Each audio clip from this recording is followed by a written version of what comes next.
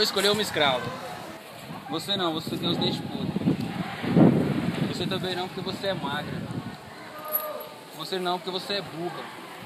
Você é branca, é perfeita. Venha comigo, quero lhe usar. Calma, chefe. Já.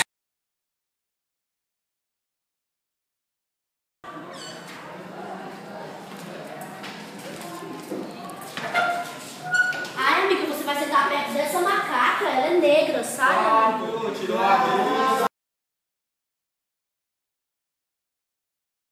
Não importa a competência dele, você não pode escolhê-lo, ele é negro. Tá.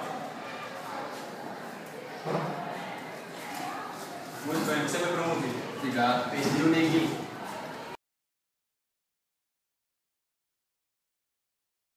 Pai, amanhã eu vou trazer meu namorado pro senhor conhecer. Tá, meu filho, te faz feliz? Faz, pai, ele é uma pessoa maravilhosa. Tá, isso é o que importa.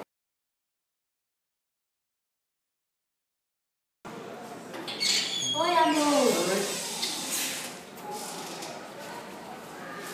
Calma, Paulo. Filha, mas ele é negro.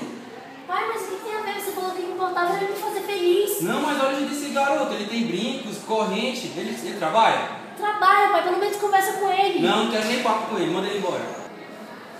Chama. Filha, vem cá. Só um minuto, gente.